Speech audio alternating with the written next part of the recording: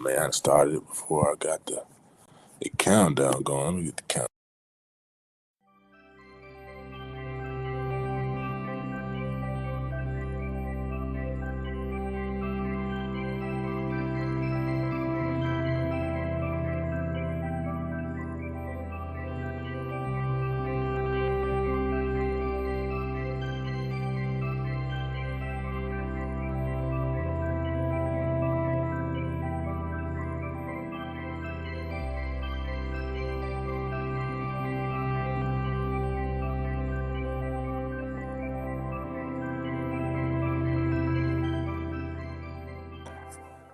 Ladies and gentlemen, I appreciate all the 11 tapping in with me for post-game thoughts about the finals, man.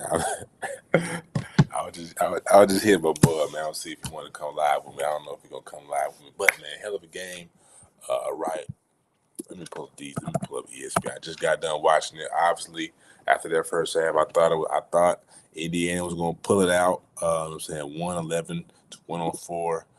I'm saying for the Oklahoma City Thunder. I was a little nervous, you know what I'm saying? What I thought was very big. I thought, you know what I'm saying, the head coach for the Oklahoma City Thunder. Let me get his name. I gotta give him much respect. Head coach. I need to share my screen so I can let y'all see me do my thing on the keys. Mark, I'm not even gonna pronounce his last name, but Coach Mark for Oklahoma City. Very high level, you know what I'm saying, kind of pulling Shea back, you know what I'm saying, sitting him down.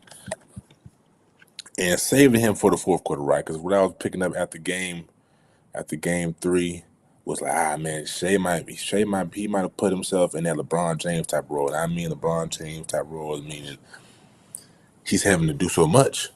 You know what I mean? I think in that last stretch in the fourth quarter, Shea probably might have had 12, 13 points in that fourth quarter. You know what I'm saying? Shea is just that big time to me. Let me see my boy hit me back about coming on with me. He might not be.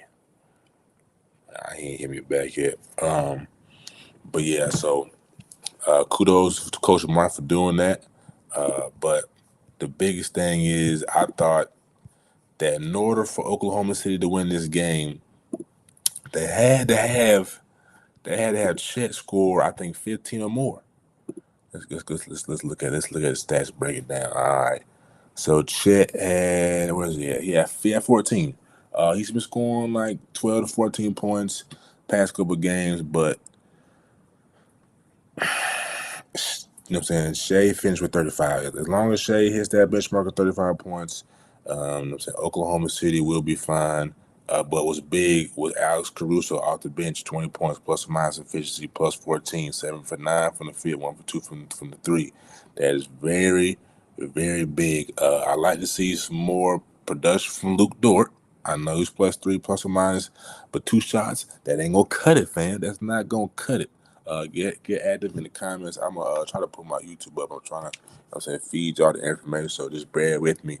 You know what I'm saying? If you hit me on Twitter, I could probably see it a little bit better. But again, definitely write me on DM me on Twitter. If I'm saying, if I'm not hitting you back on YouTube, love to hear y'all feedback on I'm saying y'all thoughts on the game. But again, man, back to the reason why I was questioning Oklahoma City. Shea's a great player, but they to me in the offseason they need to go pick up a point guard. Only didn't have any assists tonight. And Halliburton, I think the team stats I was looking at one point in time was 20 to 6 assists. Let's see what happened tonight for assists in the category. This team stat, field goal, assist, 21 to 10. And that's why Indiana was so efficient in the first 3 quarters. The offense was just moving and flow. And very in sync. We're seeing a lot of in-rhythm jump shots. Nembhard played exceptional defense, but also shot the ball well. I'm saying Halliburton's ability to hit big shots coming downhill, nice touch off the glass. But you got, let's see, 1, 2, 3, 4, 5 players for Indiana and 10 plus points. Pascal Siakam is really the X factor for Indiana. You know what I'm saying? They don't have an answer for him, especially that's going to be something to look at going forward. Is can Indiana or how is Chet going to respond next game? Right? We seen him be pretty gimpy. Let me stop sharing my screen. We've seen him be pretty gimpy. You know what I'm saying? And towards the end of the, let's see, no, it was in the fourth quarter. About midway through the fourth quarter, came out, set a screen. I believe it was on, it might have been on Neesmith. You know what I'm saying? Took him out, came back, was still kind of gimpy. How is that ankle going to hold up going into game 5? I think it'll be okay. You know what I'm saying? Going home, bench players are going to play better at home, which means I think Chet is going to have an exceptional game, should score north of 14 points. And if Chet scores north of 14, north of 18, north of 16, 17 points, I think go ahead and lock it in that Oklahoma City will win in game 5, and it'll be back to Indiana for game 6, which I think if you come back to Indiana for game 6, I think we possibly will see a game 7. A game 7. This was a must win for both teams tonight, but especially for Indiana if they want to close this out. They win this game, OKC get home court advantage back. So, you know what I'm saying? Oklahoma City to me is back in the driver's seat. You know what I'm saying? If you're in the stock market, very bullish on OKC right now. Even though if you watch Thursday night's podcast with me and Naj, I was like, I think Indiana may have it. And that was strictly because Indiana plays better half-court basketball. Oklahoma City is very shade-oriented on the road. On the road. At home, I think it's going to be a different story. But those are going to be some things to watch. I don't think head coach for Indiana. I usually have his name on tip of my tongue. Rick Carlisle. I don't think he got out coached tonight. I just think the players kind of let him down. Maybe he didn't. Maybe he got out coached down the stretch, or I just think it came down to execution. Really, I'm not gonna say he got out coached, but Indiana kind of scrambled. You know what I'm saying? When Shea puts that pressure on, you know what I'm saying, kind of gets in the heads of those defenders, gets them in kind of not foul trouble because it's late, but gets them out of their momentum late defensively. If you play good on defense, you're going to play better on offense. So kind of get in their head defensively, drawing the fouls. It shook them up offensively, and I think Indiana started to scramble down the stretch. Hence the turnovers, the one-on-one shots. So, man, it's tough.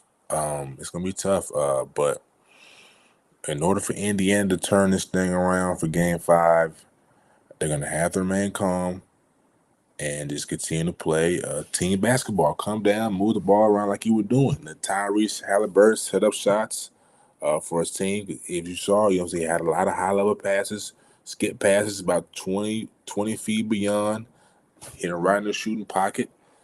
So, you know what I'm saying, lean on him down the stretch. You know what I'm saying? Don't get cynical. Don't play selfish basketball. It's going to be tough on Shea because it's going to be back at home. I really think OKC is going to win game 5. Game 5, but what's the game 6? Game 6, excuse me. But it's going to be tough. It's going to be very tough. I expect, like I said, I expect Oklahoma City's bench players to play phenomenal. It's going to be a game 7, and we'll see. We will see. It's still Indiana's series to lose, in my opinion. I think they're just a better, well-oiled machine. But when Shea is in that fourth quarter and he's fresh, it's gonna be tough. But again, a couple more things now. I'm saying I appreciate all 40 people tapping in. But Oklahoma City is gonna have to get a point guard down the stretch. You look at Luke Dort. You look at J-Dub. Nobody's really facilitating that offense. You know what I mean? It's just Shea. Shea does a decent job, but when you reflect back, you know, I only say this because I've been a Kentucky fan, and I watched him come off the bench and become a starter. When you go back to that, we'll just watch that film. I guess by like 2018, 2019, he's in college. You know what I'm saying? That Kentucky team was loaded. Him, Ashton Hager's #1 player in his class. Keldon Johnson playing for the Spurs right now. Nick Richards playing for Charlotte, and I can't remember the whole crew. But my point is, that was a very talented team, right? Shea, MVP of the league. Why didn't they win that tourney? It came down to the point guard play. You know what I'm saying? Ashley Hagens, very good defensive player. Shea really is a two. He really is a two. We just saw it.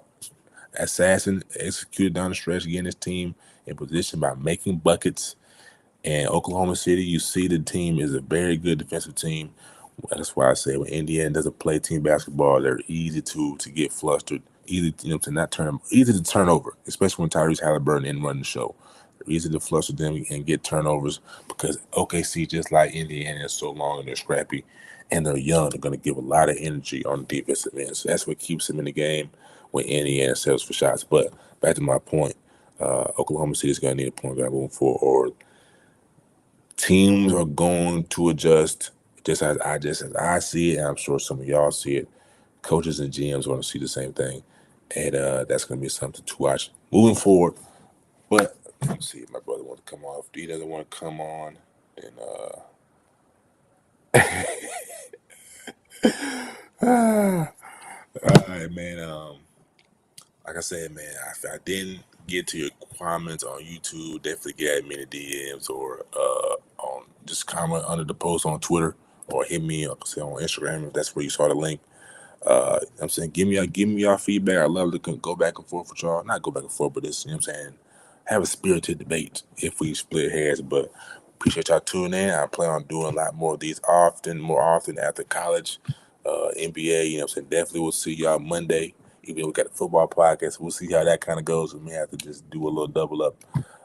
But nonetheless, enjoy the rest of y'all night. You know what I'm saying? Stay safe. And don't forget, it's Father's Day weekend. Do something for your father. You know what I mean? That's big. They do a lot for us, male or female. So, you know what I'm saying? Give your pops a big hug, big gift, or whatever you do. And be blessed. And read a word, do something productive. You know what I'm saying? Read a book, study some AI because times getting tough. But much love and go whatever team you believe in because I think it's wide open. But much love. Thank y'all for tapping in and have a good night.